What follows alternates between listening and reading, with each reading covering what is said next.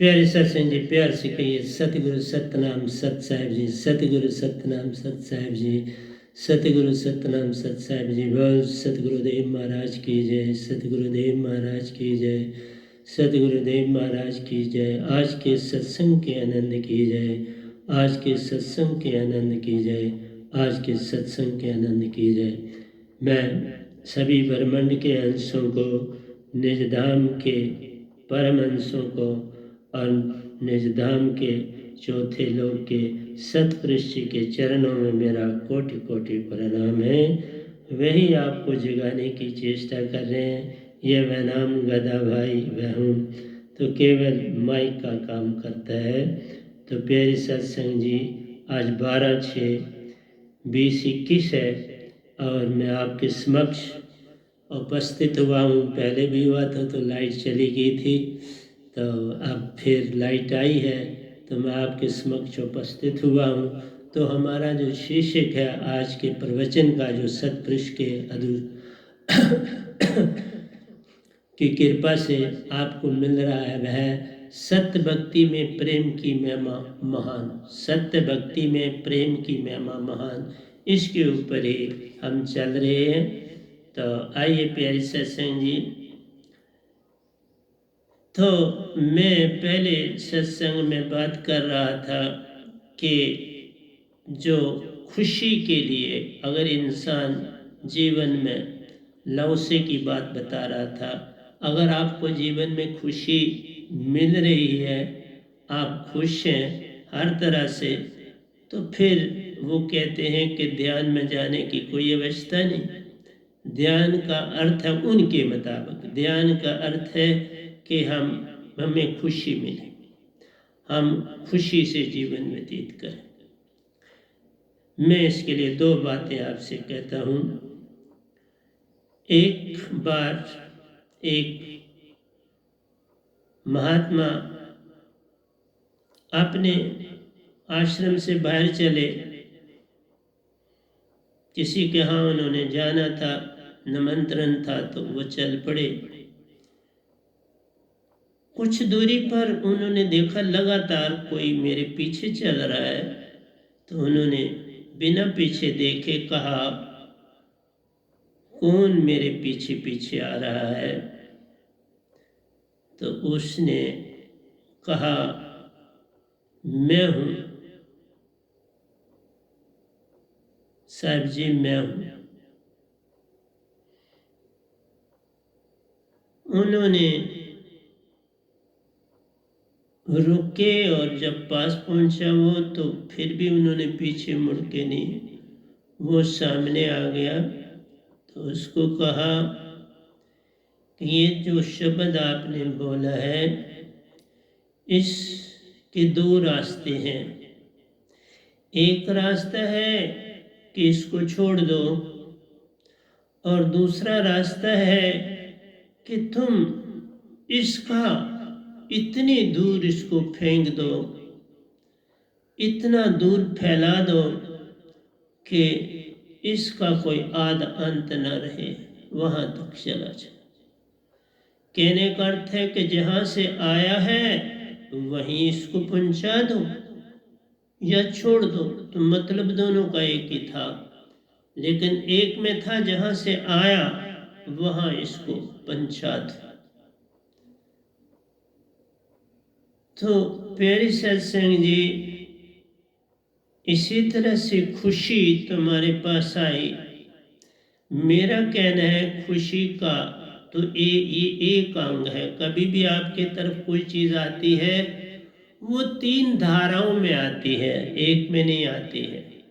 आपने देखा तीर जो चलता है उसके 2 साइड रिम्स होते हैं और आगे सेंटर होता है। सेंटर पॉइंट है 2 रिम्स का, 2 जो साइड पे वो फैलाव है उसके आगे के हिस्से का, वो ट्रायंगल शेप बनाता है। ट्रायंगल जो आगे सेंटर है, वो दोनों जो हिस्से हैं जो ट्रायंगल बना रहे हैं, वो सारी ऊर्जा उसमें डालते हैं। जहाँ वो तीर लगता है तो बेसिकली वो तीनों का रोल होता है, तो अटैक करता है। तुम्हारी तरफ कोई तीर आया, उस तीर में 3 चीजें हैं। एक तीर है जब वो तुम पे लगा, दूसरा तीर है जो तुमने छोड़ा, तीसरा है कि हमने तीर को लिया ही नहीं, जाना ही नहीं, पहचाना ही नहीं कि ये तीर था। मैं एक चीज इसके साथ और बताता हूं, फिर चलो। आप पानी में पत्ता फेंके, तालाब है कोई, आप उसमें पत्ता फेंकें, उससे भी वेव बनेगी पानी की जिस पे वो पड़ेगा, पर पत्ते की वेव आपको कोई एक आधी दिखाई देगी, जो बात की बनेगी नहीं दिखाई देगी।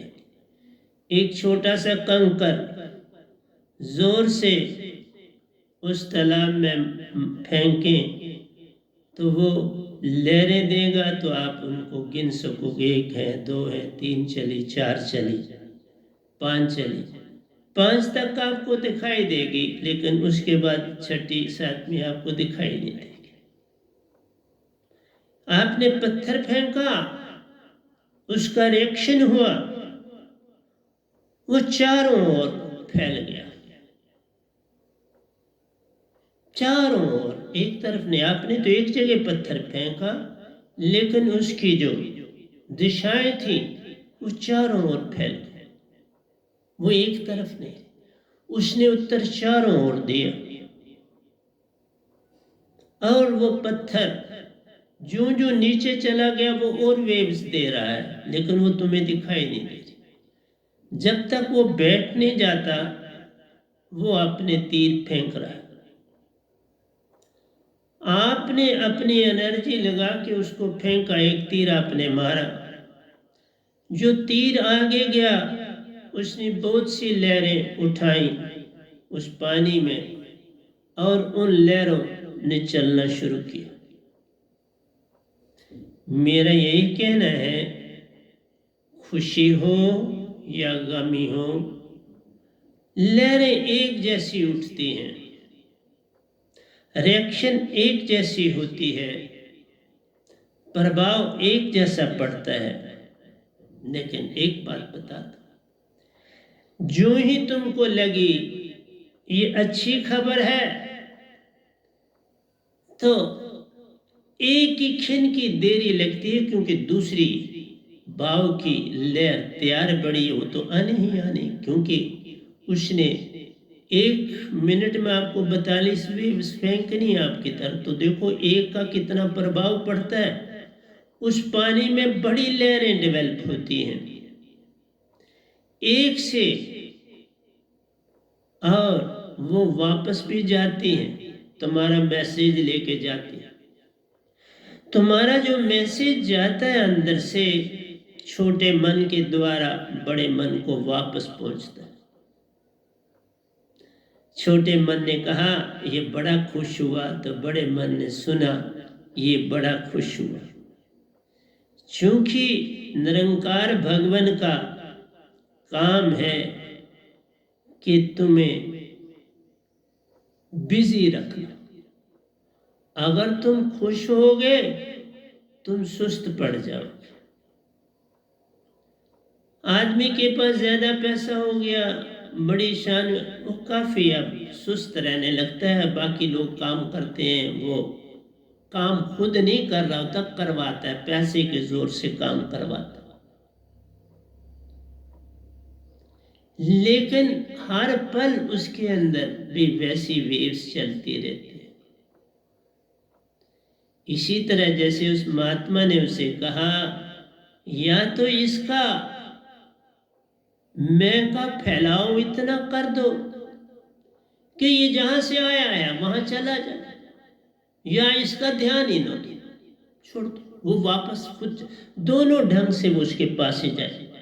छोड़ दोगे तब भी वापस उसके पास जाएगा, और अगर तुमने उसका फैलाव किया चारों ओर, दृष्टि डाली अंदर के भाव की, मन की, तो भी उसका फैलाव हो गया, तो भी वहीं पहुंच, दोनों ढंग से वहीं पहुंचता है।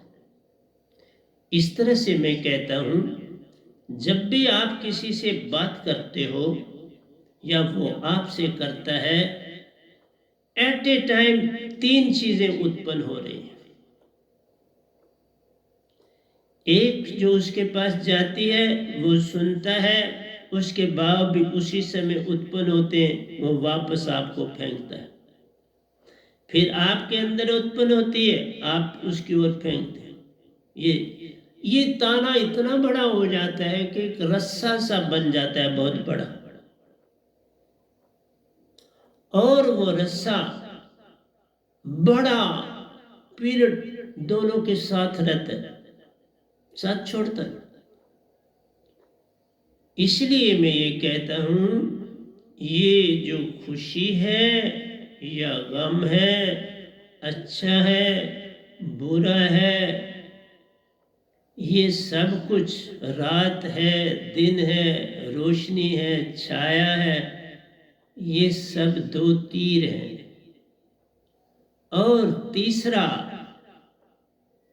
ये है कि हम उस तीर को एक्सेप्ट ही ना करें, हम उसकी ओर कोई दृष्टि ही ना डालें। ये तब है, तभी कहा कि हर चीज जो संसार में बोल रहा है, जो गुरुआ लोग हैं, योगी जपी तपी सन्यासी, वो 2 तीरों को जानते हैं। वो तीसरा बिन दिखा हुआ तीर, जो चारों दिशाओं में उसके कोने अंदर की ओर आते हैं, बाहर नहीं जाते, उस तीर को वो नहीं देखते। उस तीर में होते हैं कि आपने लिया ही नहीं और वैसे का वैसा वो उल्टा हो जाता है। जैसे साबन वाले जाग में आप एक धागा पतला सा डाल दें, वो बड़ा हेफाजत पड़ा होगा, और जब आप साबन के बीच वाले हिस्से को पिन से प्रिक करें तो वो स्ट्रेट हो जाएगा।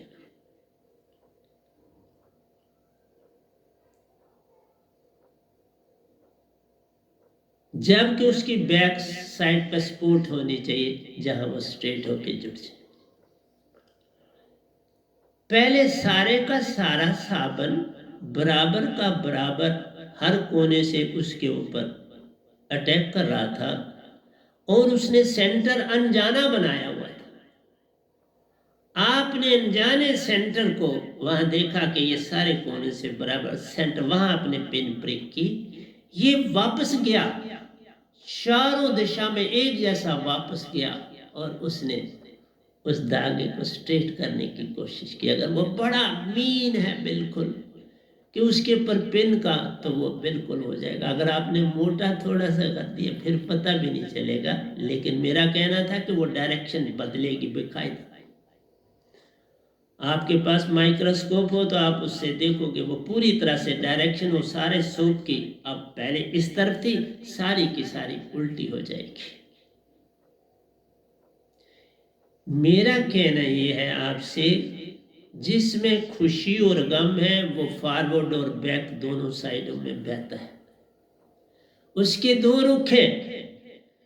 बड़ा मन छोटे मन को देता है, छोटा मन बड़े मन को वापस भेजता है, और सुरती लेने और देने का काम करती, लेती है और वापस देती है, और तुमको तुम्हारे कानों में आ जाता है, तुम सुन लेते, फिर तुम्हारे मुख में वही सुरती काम करती है तो तुम वापस भेजते हो। देखा, इतनी जल्दी से मन ने भी काम किया और सुरती ने भी काम किया। पर ये सुरती जो आम आदमी के अंदर है, ये पूरी गुलाम है, इसको कोई आजादी नहीं। इसलिए जब कोई ध्यान में जाता है, मेरा ये कहना था लव से जी तो आज नहीं दुनिया में, मेरा ये कहना है, ध्यान की अवस्था कभी खत्म नहीं होती। कईयों ने उसका एग्जाम्पल बुद्ध से दिया, महावीर से दिया। नहीं, ये नहीं दिया जा सकता। आप बुद्ध को पूरा जानते नहीं। बुद्ध महावीर बादशाह हुए, उनका जीवन और तरह का है। कभी बातें करूंगा, कभी करीब। आम आदमी का जीवन और तरह का होता है। जैसे मैं आपके सामने बैठा हूं, मेरा इतना प्रभाव अभी शायद संगत पे भी नहीं है, नहीं है। तो आम समाज में क्या होगा? मैं जो भी संसार में मदद कर रहा हूं या कर रहा हूं, प्रतिदिन ही करता। जब से ये कोविड-19 आया है, जितनी भी मेरे मॉनिटरी मेरे से हो रही है वो भी कर रहा हूं, रूहानियत भी हो रही है वो भी कर रहा हूं। इस समय लाइट तकरीबन 2 घंटे बंद रही, फिर 2 घंटे के बाद मैं आपके पास आ गया और ज्यादा ताजा होके आया हूं आपके पास। मेरा कहना है कि जो आम संसार में आम संत बनता है, उसकी दशा और होती है। जैसे मैं अभी आपको अगर करूं, मैं अगर 3 आदमियों का कंपेयर करूं, एक तरफ मैं बुद्ध जी को रखूं, एक तरफ महावीर जी को रखूं और एक तरफ ओशो जी को रखूं, सारा संसार जितना बुद्ध को जानता है, महावीर को जानता है, इतना ओशो को नहीं जानता। और ये जो संत आपके सामने बैठा, तीनों को पूरा जानता है। और पूरा जानते हुए ये कहता हूं आपको कि जो अवस्था ओशो जी ने पाई वो बुद्ध नहीं पा सके, वो महावीर नहीं पा सके, वो 24 तीर्थंकर नहीं पा सके। सच बोल रहा हूं। जिस प्रकार, जिस शान से, जिस मर्यादा से मेरे को ओशो जी मिले, ऐसे मिले कि वो शहंशाह है। उन्होंने कोई कहा भी नहीं मुझे ये काम करना है, पर उनके जिस ढंग से वो मिले, न एरो बनाया न बनने दिया।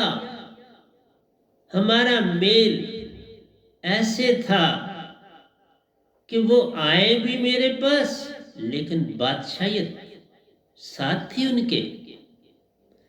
उसी बादशाहियत के कारण मैंने उनको अपना गुरु ही माना, कि जैसे मेरे गुरु आए गए हैं मेरे पास और मैं इसी हाल में, ये लेफ्ट हैंड साइड पर जगह, यहां वो पीठ करके दीवार पिल्लो है उसके साथ बैठ के, और लेग्स उनकी लंबी थी, वो कद के लंबे भी थे। तो मैंने बिना किसी पूछे ये करे मैं उनकी टांगों को दबाने लगा। कोई रिएक्शन न मुझमें थी न उनमें थी।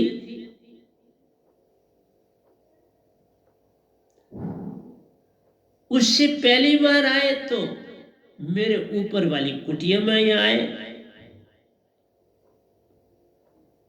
दूसरी बार भी आए तो कुटिया में आए, मैं वहीं था, वहीं से हम नीचे हाल में आए। मेरे को बुद्ध भी मिले,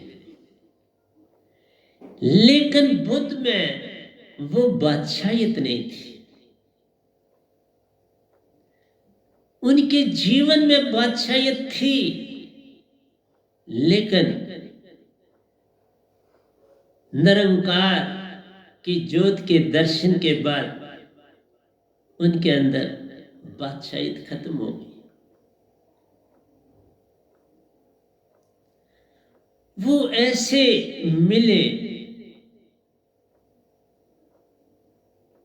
जैसे कि कोई बादशाह नहीं मेरे सामने बैठा हुआ,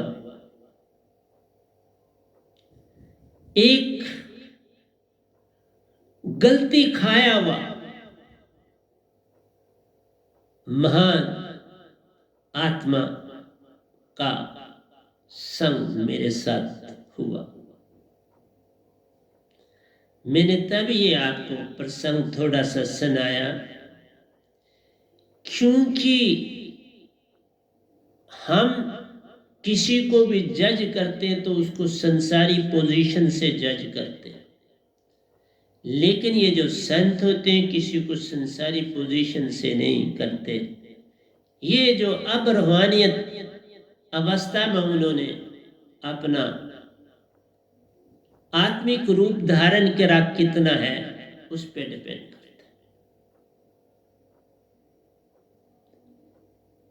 मैं आपको इतना सच दे के जाऊंगा संसार में, मैं जानता हूं मैं एक तिनके की तरह जिसका कोई भी पहचान वाला नहीं वो संसार में हूं और वैसा ही मुझे जाना है, मैं ये भी जानता, लेकिन मैं अपने काम में कोई कताई नहीं करके जाना चाहता।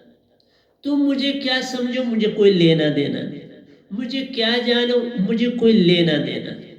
मुझे एक ही चीज लेनी है कि सतपुरुष ने मेरे पे अपार कृपा करी, इस निरंकार भगवान ने अपार कृपा करी, आदि शक्ति ने अपार कृपा करी, तीन देवताओं ने बड़ा संग दिया, 33 करोड़ देवताओं ने भी बड़ा संग दिया और मैं काम कर रहा।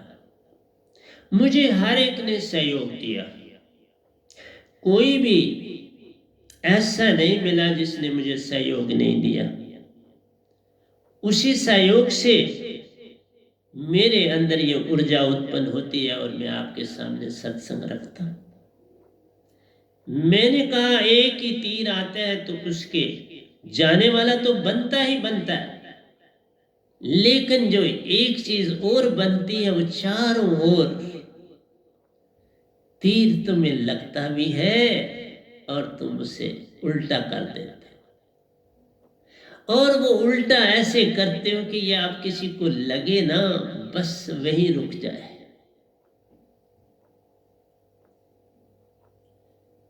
इस तरह से मैंने जो अपना जीवन काटा बड़ा कठिन था काटना। मुझे किसी भी साइड से कोई हमला होता था बड़ी शांति में अपने आप को ले जाता था, चुप्पी की दुनिया में ले जाता था और बात खत्म हो जाती थी।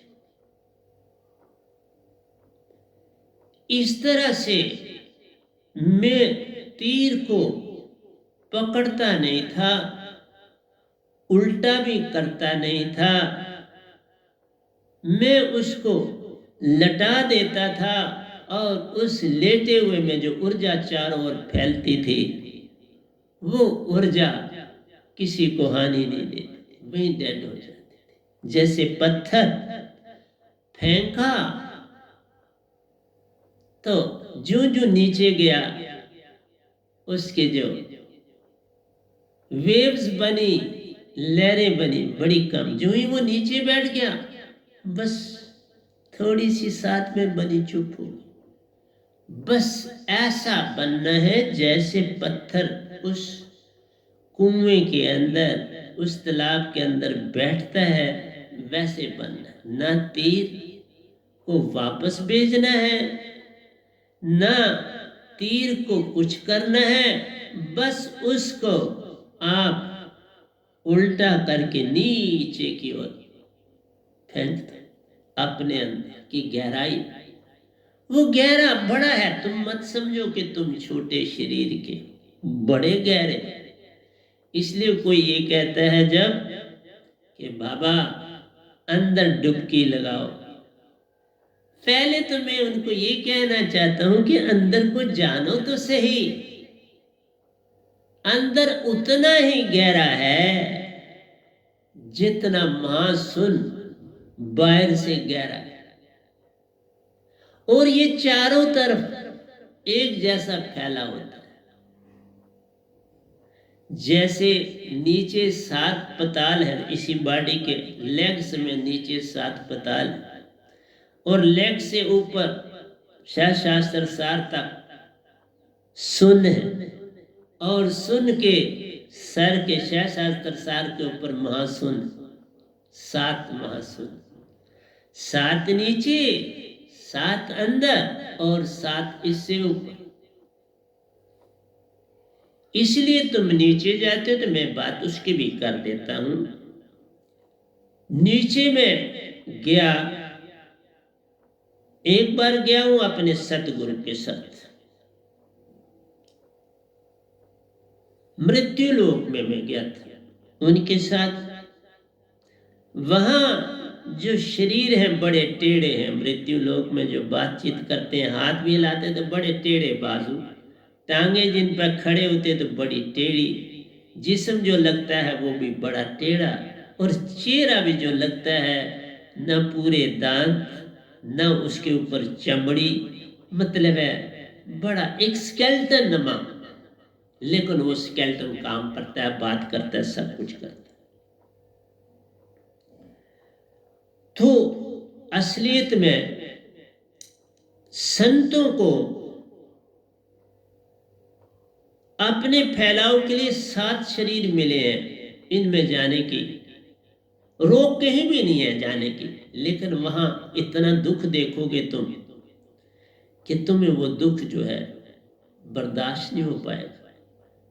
अभी मैं सतगुरु से दूर खड़ा था, वो उनसे बातें कर रहे थे तो मैं पास नहीं गया, क्योंकि मुझे बड़ा दुख लगा उनके दुख देख के। उनके दुख वो जो सुना रहे थे जिस तरह से मेरे सतगुरु को, वो दुख बड़े भयानक थे उनके, और जैसा कुछ वहां देखा वो भी बड़ा कोई उसको देखना ना देखने के से बेटर था कि ना ही देखा जाए। इसलिए मैं जिस यूनिट में खड़ा हुआ वहां घास था, कुछ छोटे छोटे पौधे थे, और वो भी बेचारे जो पौधे थे ना, वो भी बड़े दुखी तरह के पौधे थे, कोई खिले हुए जिस तरह होते हैं वो नहीं थे बेचारे।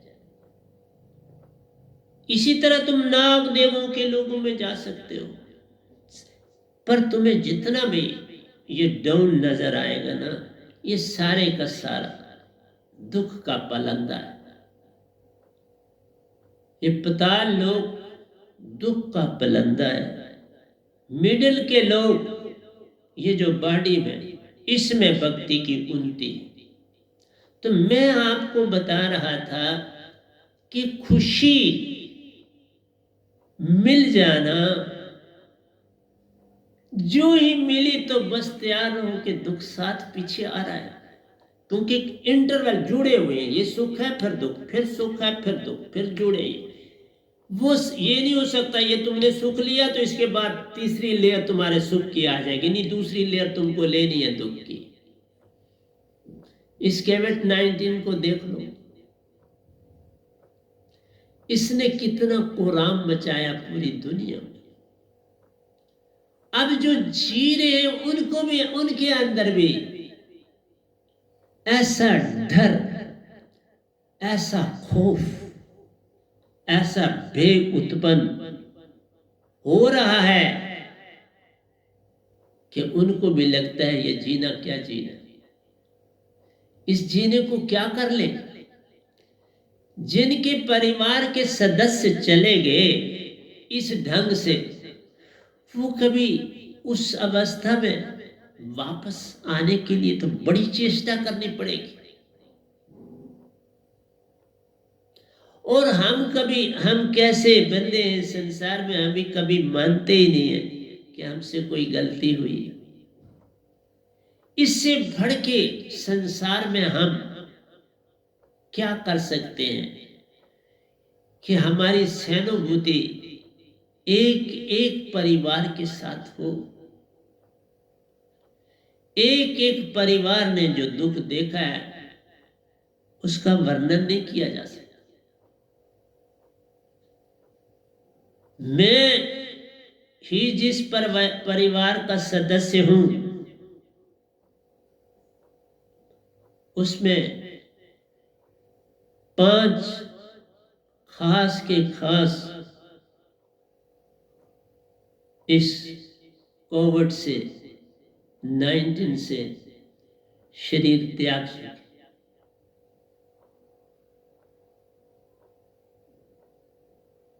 परिवारों के परिवार खाली हो गए,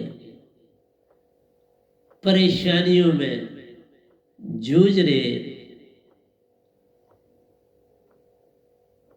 लेकिन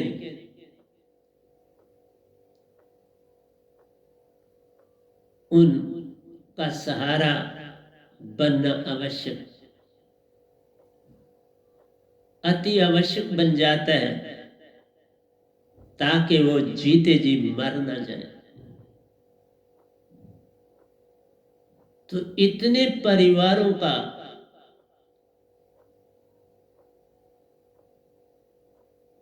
जिम्मा जो था, यहाँ 2 जो डॉक्टर हैं उन्होंने संभाला, जिसमें इस गधे भाई ने भी योगदान दिया, जिसमें श्रावका जी का भी दान, सरबंद साथ है, सेवा साथ है, 24 घंटे वो फोन के साथ इन टच रहती हैं। जो डॉक्टरों की धर्म पत्नियां हैं वो भी इन टच रहती हैं सेवा में।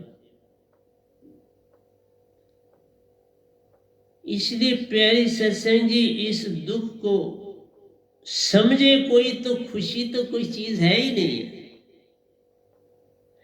खुशी कुछ है नहीं, कहीं खुशी कहीं गम।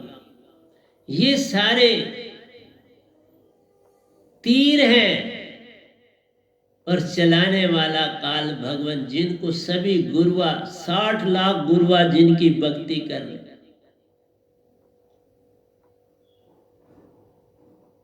इन्हीं की भक्ति करी ने सबने, जिनके मैंने नाम भी लिए, और एक भी उस तरफ नहीं निगाह उठा के देखना चाहता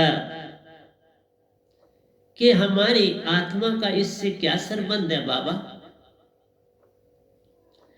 तुम जितनी चीजें इस गधे भाई ने, ये वैनाम ने इस निरंकार की देखी है, वो आज भी तक किसी किताब में नहीं, लेकिन मैं इनके जाल में नहीं पड़ा। एक बार भी हामी नहीं भरी कि मैं आपका ये लोग या ये स्थान या ये चीज मुझे भाग नहीं समझ। इसीलिए मैं किसी को कहता हूं कि तुम कोई तीर वापस मत चलाओ, तीर को बड़ी शक्ति है तो बिल्कुल उल्टे कर दो और चारों तरफ से कर दो, उसकी एनर्जी डिस्ट्रीब्यूट होकर डेड हो जाए। नहीं तो एक ही जो आया उसको नीचे समुंदर के नीचे उसको ले जाए, वो वहां डेड हो जाए। उसको ऊपर दाएं बाएं मत फेंको, पत्थर की तरह जैसे वो नीचे जाके बैठ जाए, वो काम कर। इसलिए सुख तो मन का अंग है, सुख में दोनों चीजें जुड़ी हैं, पास्ट और फ्यूचर। तुमने कंपेयर किया तो तुम्हें सुख नजर आया ना, तुमने पास्ट को जब तक तुम कंपेयर ना करोगे तुम्हें सुख नजर ही नहीं आएगा, या दुख नजर ही। सुख दुख तब नजर आते हैं जब पास्ट तुमसे जुड़ा है। और वो जो कहते हैं, बड़े बड़े प्रवचन उन लोगों ने करे हैं, बड़ी किताबें लिखी हैं, दुनिया में उनकी किताबें चल रही, लेकिन ये कोई समझने की चेष्टा नहीं करता कि बाबा सुख, तुम कल के दुख को देख के आज सुख कह रहे हो। ये वही कहानी हुई कि एक आदमी कहता है मुझे परमानेंट मोक्ष मिलना चाहिए, तो मैं परमानेंट मोक्ष की तरफ चलता। परमानेंट मोक्ष की तरफ चलना ही तुमने पास्ट को साथ रखा है तो चल रहे, चलना नहीं है। कुछ नहीं पकड़ना और कुछ नहीं करना, बस तभी का सतगुरु का हो जाना। इसलिए जो लोग सीधी भक्ति करते हैं उनके अंदर तो मान कैसे जाएगा? जाने का कोई रास्ता ही नहीं, वो छोड़ा ही नहीं उन्होंने। वो तो आस लगा के हम इसको पकड़ लेंगे, महराज को पकड़ने के लिए वो लगे हुए। आशा तुम्हारी महराज है और पास तुम्हारा पास है, जिसको लेके तुम उस महराज को पकड़ रहे हो। उस रेगिस्तान में जिसका डिस्टेंस पास्ट और फ्यूचर से कभी कम नहीं होता, एक जैसा रहता है। इन दोनों का डिस्टेंस एक जैसा रहता है। तुम जितना मर्जी डिस्टेंस कवर करो, एक जैसा रहता है, खत्म भी नहीं होगा। और तुम कहते हो कि मोक्ष मिल जाए, कुछ नहीं चाहना है। मैंने कब कुछ सोचा कि मुझे क्या मिल जाए, पत्ता भी नहीं मैंने किसी को लगने दिया। पूरे जीवन की भक्ति का किसी को बिनक भी नहीं लगने दी, अपने लाइफ पार्टनर को नहीं बिनक लगने दी, और किसी की बात ही नहीं करी कभी मैंने उसकी, तो बिनक कैसे लगी? बात ही नहीं करी। मैंने कभी निरंकार की सीमा की भक्ति में किसी से बात ही नहीं करी। मैंने क्या पा लिया, बातें नहीं करी, बस हो गया, कुछ नहीं। फिर क्या? मेरे अंदर से एक ही आवाज निकलती थी, फिर क्या? अगर ये हो गया तो फिर क्या, ये हो गया तो फिर क्या? बस यही मेरा उत्तर आज भी है। कोई बिल्कुल निरंकार भी बन जाए तो फिर क्या, कोई सतपुरुष भी बन जाए तो फिर क्या, क्योंकि उससे पहले कोई बना हुआ है। तुम कुछ निरंकार बनोगे तो वो तो बना हुआ है, तुम्हारे बन जाने से क्या हो जाएगा? वो तो बना हुआ। तुम सतपुरुष भी बन जाओगे फिर क्या हो जाएगा? वो तो बना हुआ। जो चीज आगे ही बनी हुई है, तुम वो बन जाओगे तो क्या हो जाएगा? वो तो आगे एग्जिस्ट करते। एक गुलाब का फूल आज कोई खिला हो, कहता तू खिला, पहले बड़े खिले हुए। इसलिए जो आज खिलता है वो आज पर बड़ा खुश न हो जाए, बहुत पहले खिल के चले गए। और जो खिला रहा है वो है, वो भी तो है। तुम उसको पार कब करो? कर सकते हो क्या? नहीं कर सकते। तो फिर चेष्टा किस बात की, फिर दौड़ किस बात की? मुझे किसी की मैंने बात पढ़ी तो मुझे बड़ी अच्छी लगी। उसने कहा मोक्ष को पाने के लिए चलना ही तो आशा है। बिल्कुल सच बात। कुछ पाना नहीं है, बस चलना। क्या मिल जाता है? छोड़ दो सतगुरु। मुझे हुक्म ही मिला, मैं तब जानता भी नहीं था, जब निरंकार भगवान और सतपुरुष दोनों ने हुक्म दिया आके मुझे ऊपर वाले आश्रम के बाहर, गेट के बाहर, और तथास्तु करा। बस हुक्म मानना होता। अब मैं कहता मैंने इतना कुछ निरंकार का देख लिया, इतने खेल देख लिए, ये कर लिया, लोक लोकांतरों की यात्राएं करी, मीन चाल भी पाई, पपील चाल भी पाई, व्यंगम चाल भी पाई, तो भी चुप ही रहा। क्योंकि शास्त्र सार में आप व्यंगम बहुत दूर है, आप व्यंगम चाल के बिना वहां नहीं पहुंच सकते। वो मीन और पपील चाल नहीं जा सकते। इसलिए समुद्र को पार करना है पूरा, तो फिर हेलीकॉप्टर से नहीं जाना, फिर जेट से ही जाना। इसलिए मेरा आपसे ये कहना है, किसी चीज की आशा तृष्णा नहीं रखनी। बस समर्पण। लेकिन जो ये कहते हैं समर्पण भगवान के साथ, भगवान को समर्पण किया तो वही अक्कड़ तुम्हारी वही की वही है। झुकना तो इंसान के आगे है और पाना भगवान को है, पाना सतपुरुष को, तभी मिलता है।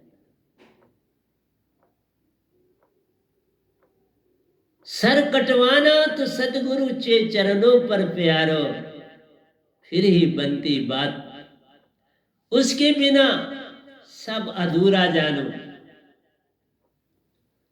मानो सतगुरु बात। मैं अब बड़े कम कम प्रवचन करूंगा, मैंने डेली छोड़ दिया है, हफ्ते में शायद एक किया करूंगा, लेकिन अब मैंने जिन्होंने बोला हुआ है उनको साथ लेके बोलूंगा, ताकि आपके सामने सब सत्य आए और पकड़ने वाले आपको क्या अच्छा लगे अपनाओ, जो अच्छा लगे उसे अपना लो, जो बुरा लगे उसे जाने दो। मैंने अभी तीर की बात की, जो तुम्हारे को खराब तीर अच्छा तीर, एक ही दशा दो, दो दशाएं मत बना। जो तीर अच्छा या बुरा है उसको एक ही रास्ता दो, एक ही रास्ते पे चलो। उल्टा करना तो उसकी पूरी एनर्जी डिस्ट्रीब्यूट कर दो, भैया यही डेड हो जाए, इधर से आगे जाएगा। त्याग दिया, इसका हो गया त्याग दिया। या उसको इतना फैला के सीधा निरंकार के पास भेज दो, ये रास्ते, जिसकी चीज है उसको वापस भेज दो, नहीं तो यही उसको डेड कर दो। रास्ते और कोई तीसरा रास्ता, सुख मिले तो यही करो, दुख मिले तो यही करो, बस तुम अकेले रहो। ना सुख हाल में मजा है ना दुख हाल में मजा है, जिस हाल में तू राखे उस हाल में मजा है। ये है सतगुरु की मोच, जिस हाल में सतगुरु राखे उस हाल में मजा। कोई बुद्ध का गुरु मिला आपको, कोई ओशो जी का गुरु मिला आपको, कोई तीर्थंकर का गुरु मिला आपको? जब गुरु ही ना हो तो अधूरा है, वो कभी पूरा नहीं हो सकता। पूरे से पूरा पाइए तब पहुंचे निज धाम। जो पूरे को ना पा सके कैसे जावे सतलोक चौथे लोग महान नहीं। इसलिए प्यारी सत्संग जी, सत्संग कोई करता नहीं, ये होते हैं और ये अंदर से बहते हैं। ये कहीं से कोई पढ़ लिखने कैसे किताबें पढ़ के नहीं आएगा। मैंने कल ही 2 लिखे हैं। अब चूंकि मैं आपका कुछ अंदर साफ किया तो अब मैं 2 पर आऊंगा, क्योंकि बड़ा संसार में मैंने पहले भी एक चीज सुनाई थी, 2 में मैं फिर आऊंगा वहां पर। एक मेरा कोई साधक, कभी पुरानी बात है, उसने मुझे कहा, क्योंकि मेरे पास योगा के बड़े टोटके हैं, किसी भी बीमारी को मैं योगा से ठीक करता हूं और कर सकता हूं, लेकिन देखता हूं करना, क्योंकि अगर उनका बड़ा फेथ मेडिसिन पर है तो फिर मैं छोड़ देता हूं, फिर नहीं ध्यान देता। तो किसी को कोई बीमारी थी तो कोई मेरे पास दूसरा जिसको बीमारी थी वो फीमेल थी, और जो मेरे पास आया वो कोई उसका रिश्तेदार भी नहीं था, कोई जिस तरह बाकी साथ। तो वो मुझे कहने लगा कि आप मुझे ये बता दें तो मैं आगे दे दूंगा। मैं ये हैरान हुआ कि एक आदमी इसको बताने के लिए तैयार है कि मेरे को क्या बीमारी है, लेकिन अपने सतगुरु को बताने के लिए तैयार नहीं है मुझे क्या बीमारी है।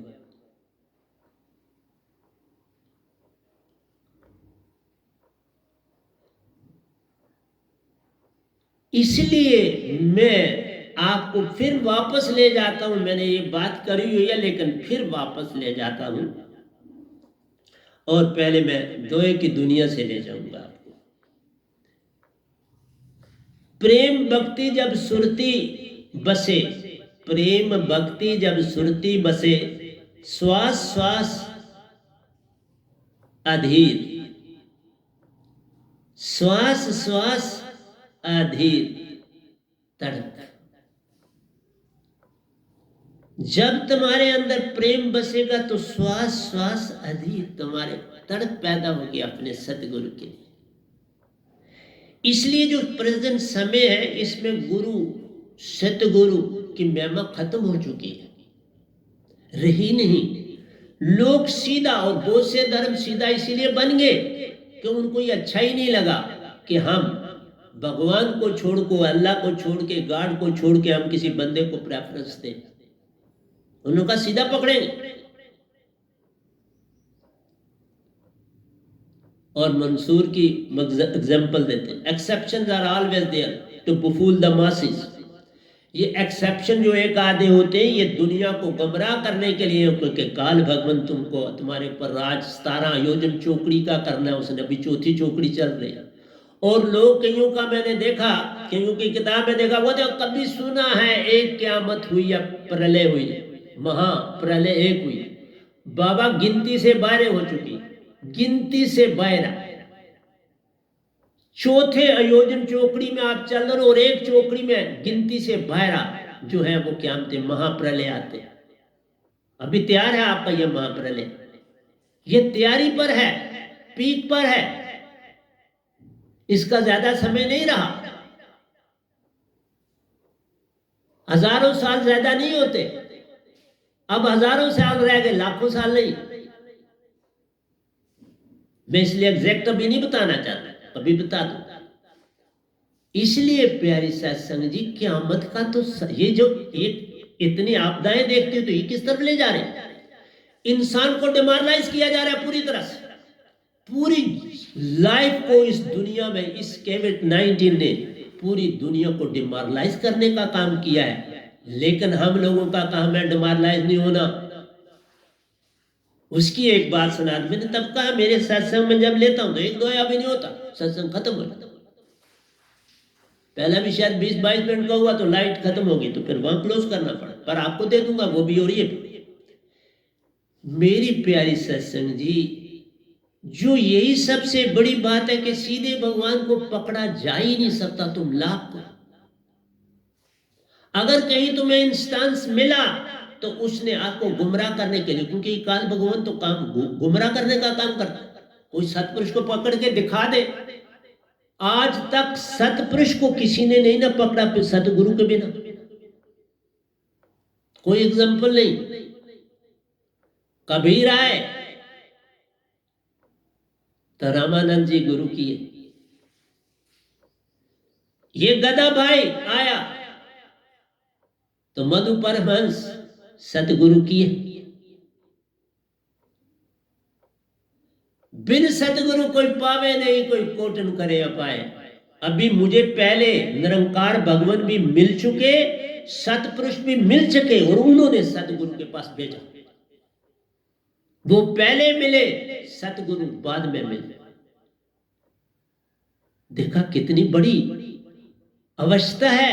और लोग कहते हैं जिसके जो प्रवचन तुम सुनते हो वो जो सीधा कहता है, पहली निशानी जो सीधा कहता है भगवान की तरफ चलो, बस वहां से उल्टा कदम कर लो।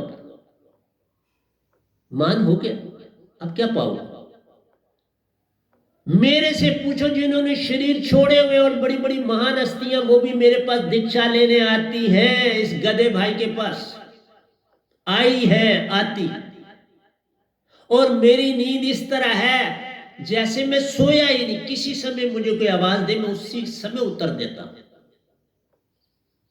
उसी समय। जो जागत में जागा जानिए वही सोवत में जागा हुए। जो जागने में जागा नहीं तो सोवत में कैसे जागा हुए? मैं जिस भाव में सोता हूं उसी में सोया हुआ फट उठ जाता। बड़ी सर्दी में भी कई बार मैंने कोई कंबल भी नहीं आया तो लेट गया, अपने समय पर उठ गया, फिर उठ के ध्यान में जाने लगा तो फिर मैंने कंबल लिया। देख, जो जागन में जागा जानिए सोई सोबत में जागा होए, पर बिन सतगुरु बात बने नहीं, कोई कितना बड़ा भी भगत क्यों न होए। नहीं, सब झूठ। फिर कुछ नहीं मिला होता। मैंने तब बोला इस गधे भाई से हर एक मिलने आ रहा है, हर एक, स्वर्ग से भी, शास्त्र सार से भी, पितरलोक से भी, स्वर्गों से भी। इसलिए कि इस गधे भाई ने आज तक कुछ शोर मचाया ही नहीं। अब सिर्फ ये कह रहा हूं कि बाबा नहीं, जरूरत है सतगुरु बिन कोई पावे नहीं, कोई कोटन करे।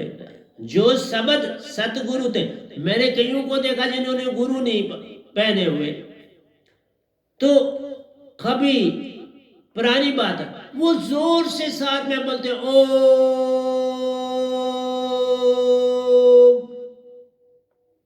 क्या दिखाना चाहते हो? बोलने से उसका सारा जो था तुमने कवाड़ा कर दिया। अब तुम नाद क्या सुनोगे इस ओम की? कवाड़ा तो पहले कर दिया।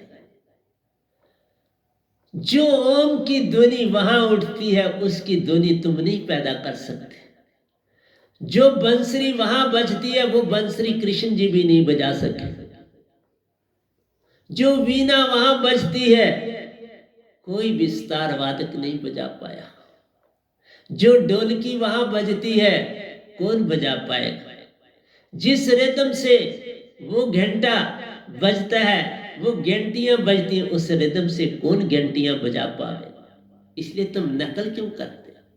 अगर साधकों को दिया तो उनको खोलने की परमिशन मत दो और साथ मत खोलो। श्वास श्वास में नाम लो, व्यर्थ श्वास न खोए, क्या जाने कि श्वास में आमन होए ना। मैं अपने साधकों को आज एक बात बोलता हूं, क्योंकि मेरा दोया शुरू ही नहीं हुआ और सत्संग घड़ी कहती है थोड़ी थोड़ी बस आगे बढ़ रही। मेरी प्यारी सत्संग जी, इतना सा काम करना, और जो 15 दिन कर सके वो लगातार जो कर सके, वो अपना एक लेटर जो है वो प्रेसिडेंट को भेज सकता है, फिर वो मेरे पास भेज देगी।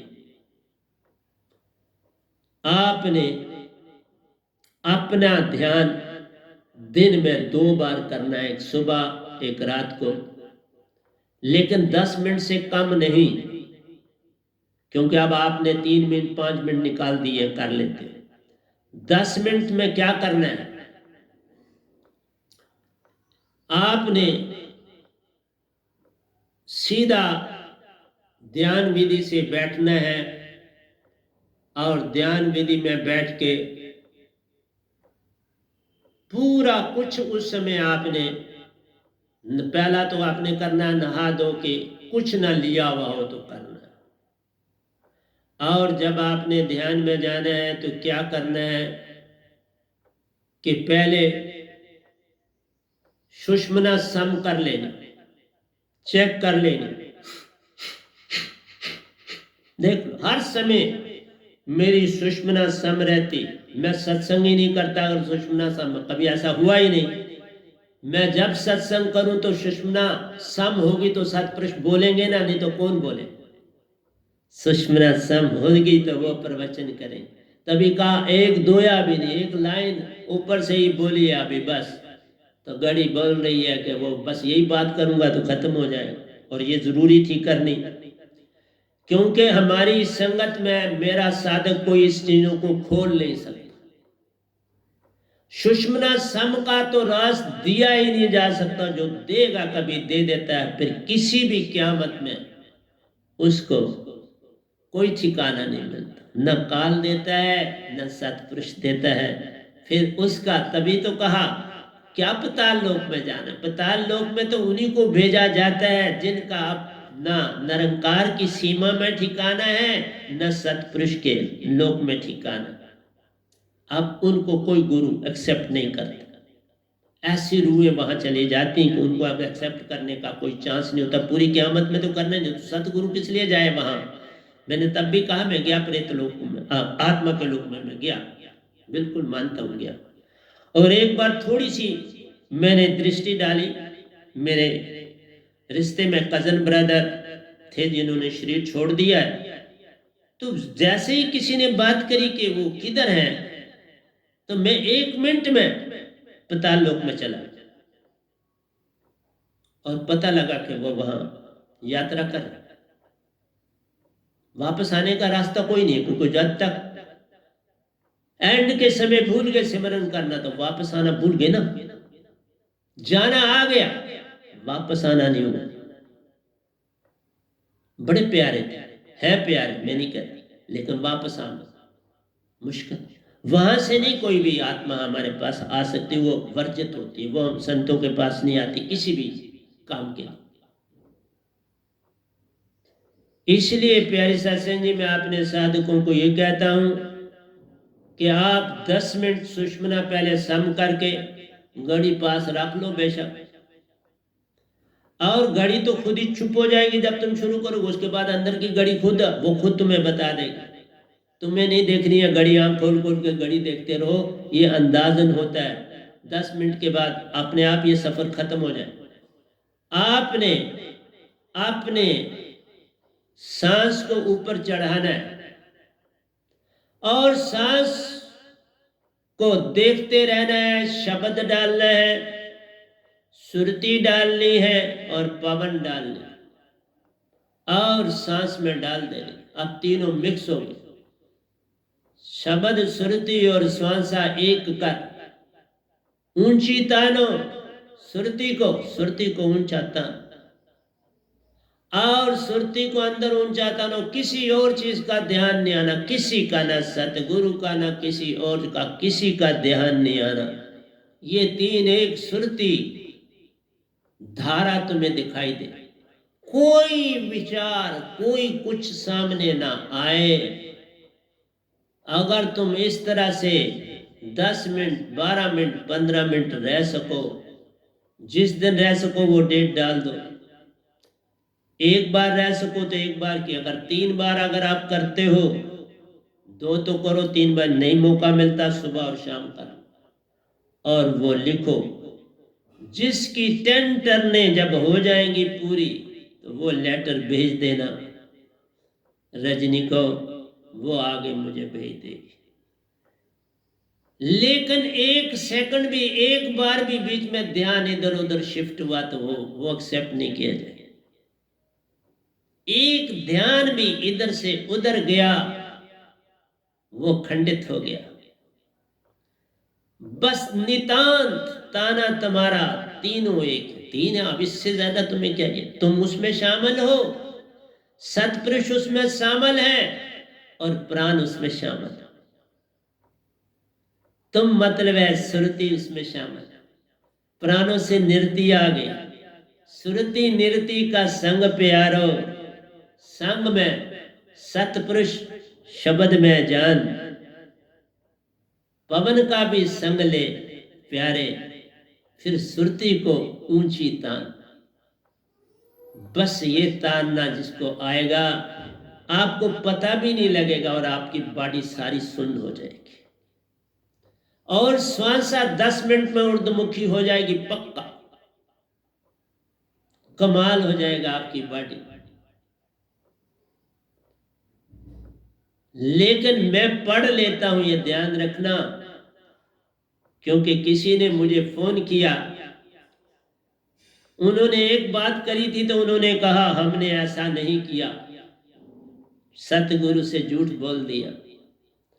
अब उनका ये ध्यान नहीं लग सकेगा, क्योंकि सामने वो चीज, वो गलती आ जाती है।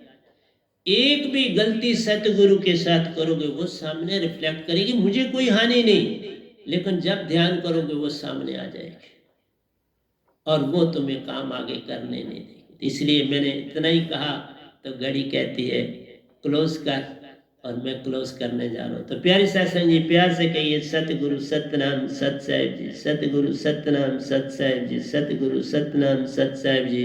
बोल सतगुरुदेव महाराज की जय, सतगुरुदेव महाराज की जय, सतगुरुदेव महाराज की जय। आज के सत्संग के आनंद की जय, आज के सत्संग के आनंद की जय, आज के सत्संग के आनंद